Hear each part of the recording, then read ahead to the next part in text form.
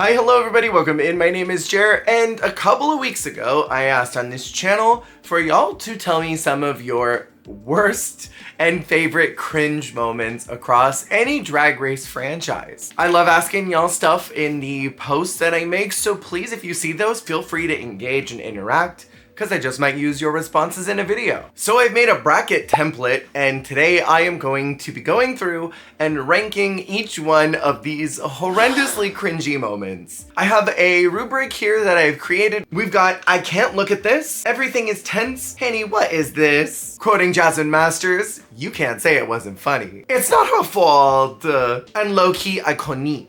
Because some of these cringe moments have circled all the way back in the Drag Race universe as just being kind of amazing, even though they're awful. And some of these are planned moments from Drag Race that they made them look worse than what they were. I would love to do more of these in the future, but for now, these are the responses that I got. So let's get into these cringy moments. So our very first one that we have on this roster is ShakesQueer. In the most controversial way possible, I think ShakesQueer is low-key iconique. It's so bad, especially that second group. Jasmine Masters saying, "Watch out, sisters, I'm the real prima donna. Head coach, head cheerleader is gonna be me, Lucretia Criana." And then Michelle being like, "Stop, hold on, what's going on here? Why are we not remembering these?" As if these were somehow really easy lyrics to remember. My favorite thing is Michelle wiggling her fingers when it's supposed to be Candy and I think it's Kennedy, and she's like, "The spirits." It's so bad. And then Pro with that fuck ass whistle, just like, "Cheerleader tryouts are happening today." But I'm gonna go ahead and put it in the you can't say it wasn't funny because it's so bad that it's hilarious.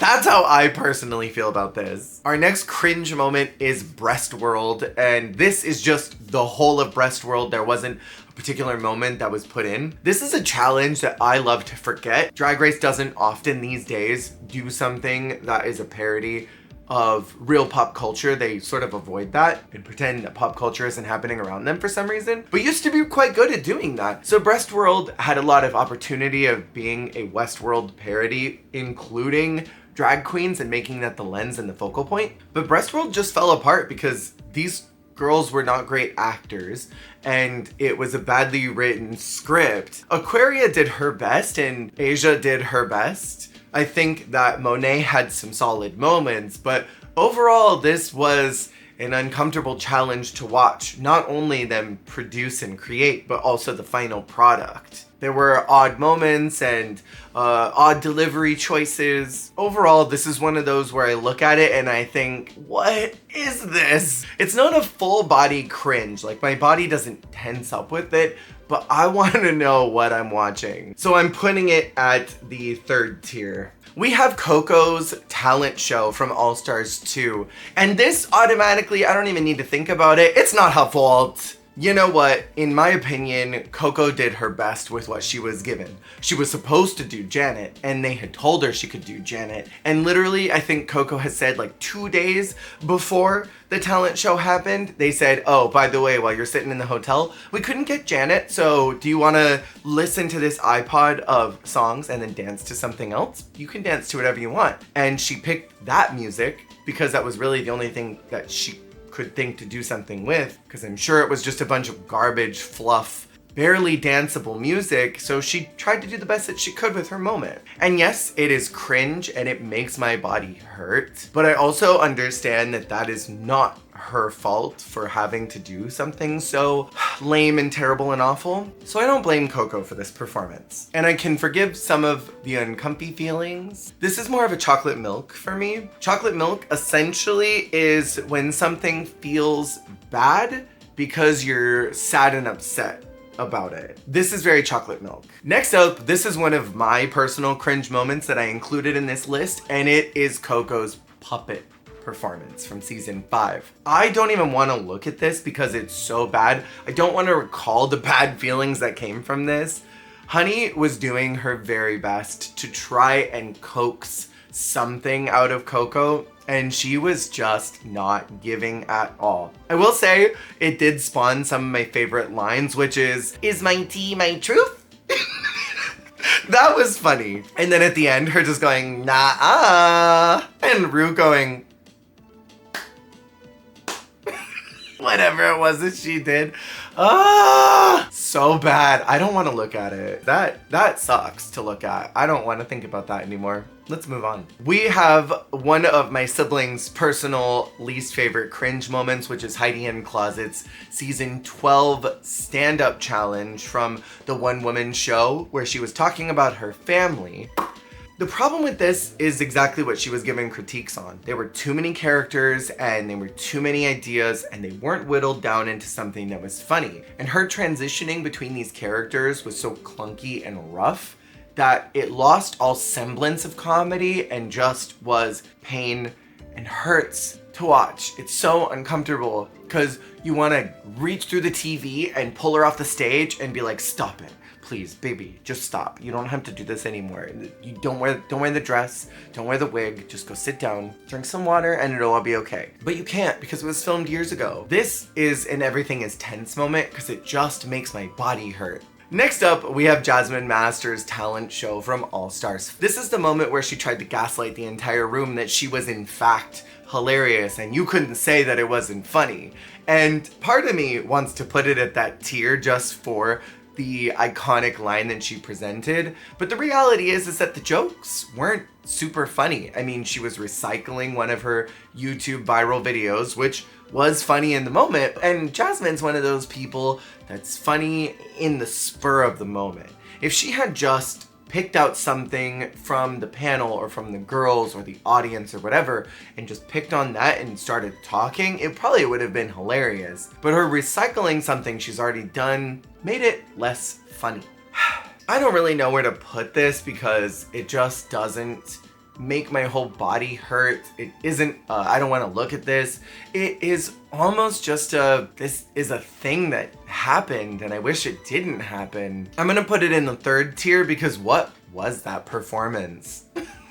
Next up, we have Joslyn Fox during the interview challenge of season 6. This is where she asked Georgia if a last minute decision at the abortion clinic, would Cher still be here?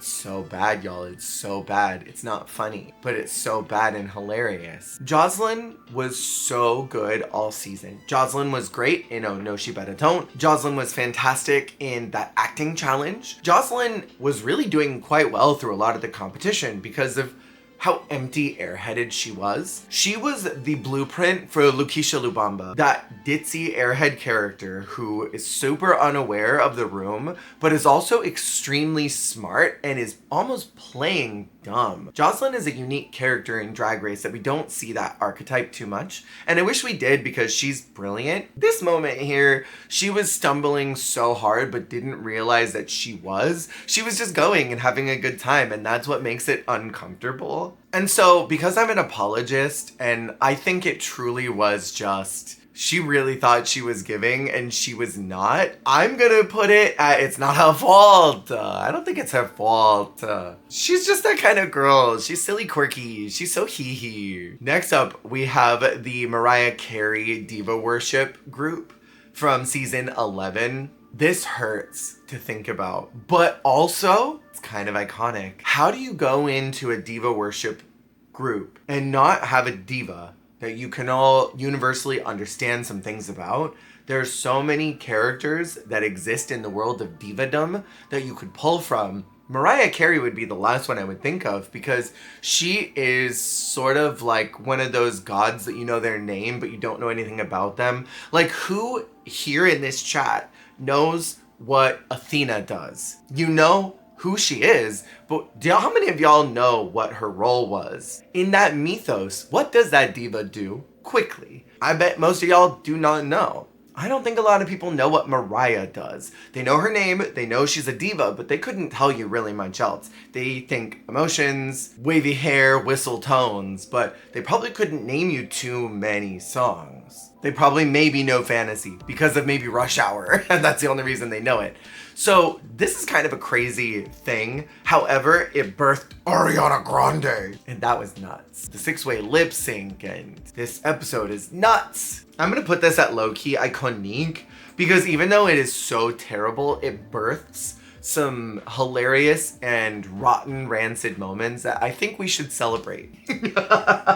Please don't ever do this challenge again with the wrong girls because they clearly didn't know what they were doing. You know what I would have done? I would have done Judy Garland and I would have called it Judaism. And I would have had it be, my life was dull and grayscale, but now we're in living color. And every time you say her name, you go, Judy. Today, we are celebrating Judy Garland. Next up, we have Mayhem Miller's All-Stars 5 talent show. I do not care much for Mayhem's drag, so I might be more critical about this and might not be the best judge on this. Yeah, I don't know. This talent show is boots. I think the eye thing was interesting on social media to people, and I think that a lot of other people than me thought that was really interesting and fun. And I think bringing it to Drag Race had an element of something that was good, but it just wasn't she just yelling like, I'm queen of the party! I'm queen of the party! I'm here to party! Party, party! Like that's all I really remember about it. It's bad.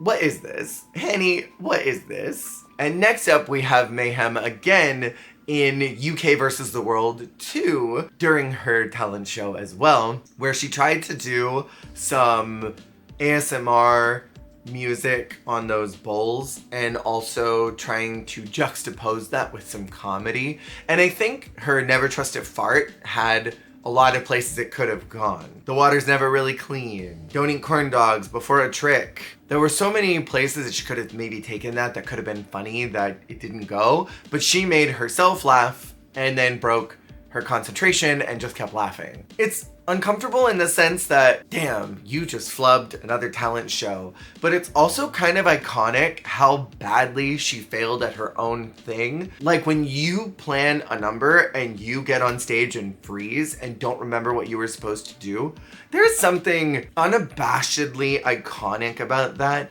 you can't remember what you wrote down. And there have been times where I've done that, where I've gone to script out a bit and I practice a bit and then I get on stage and I can't remember a thing that I was supposed to do. So I just did something else.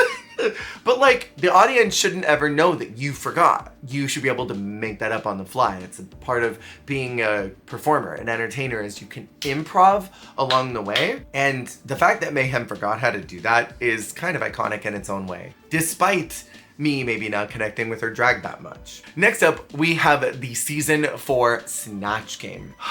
This is everything to me because it is so bad that it circles back into absolutely iconic. Give it twirl, give it twirl, give it twirl. Cease. Sticky one smush smush! Sticky one smush smush!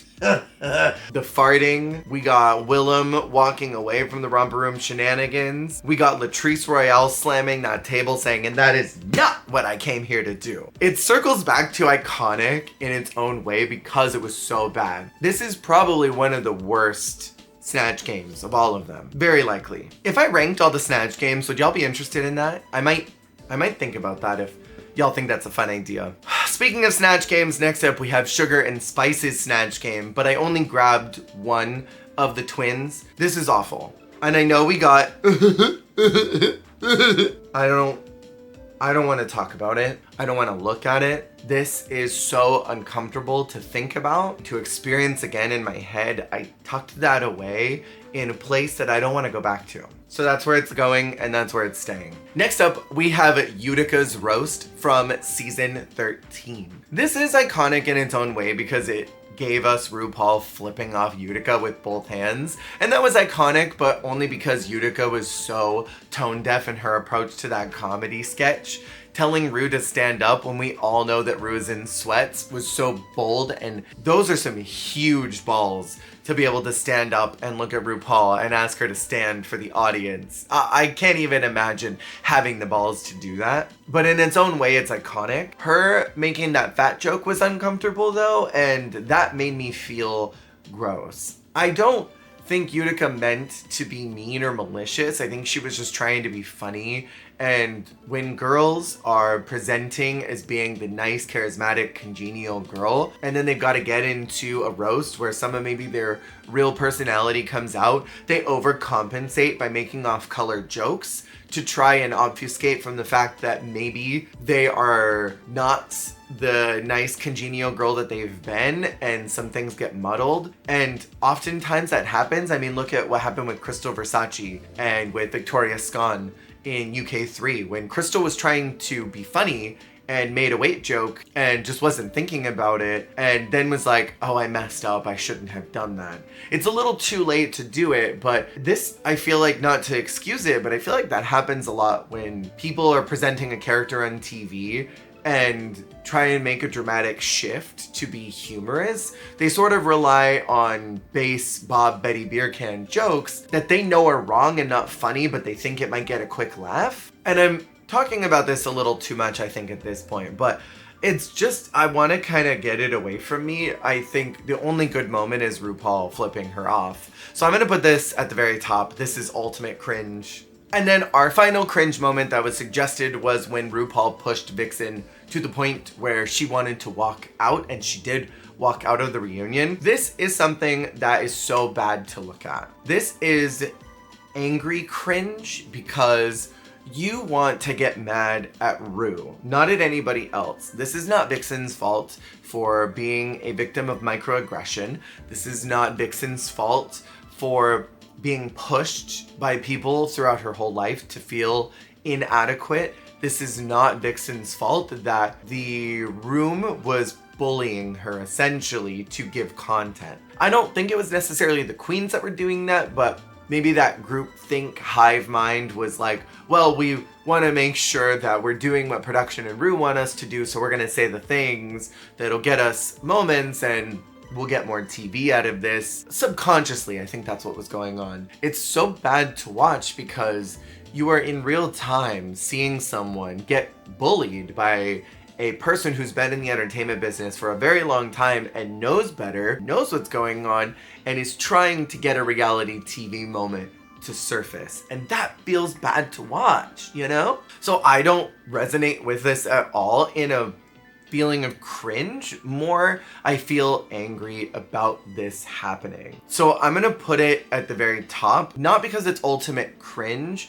but because it feels so bad. And I wish that Vixen did not have that experience on Drag Race, because I think she's a very talented queen, a very talented performer, and we would be very blessed to see her come back, but there's no way, snowball's chance in hell that she would ever say yes to coming back to Drag Race after that. And so with that has been my ranking of y'all's cringiest Drag Race moments. Keep an eye out on my posts because I'll be definitely asking for some more opinions from y'all and making some fun videos in response to those. So keep an eye out. Plus, I just love talking to y'all on there. I feel like it's a great way of being able to connect in a way that maybe we can't on some of the reviews that I do because those are so specific. But I will see y'all on the flip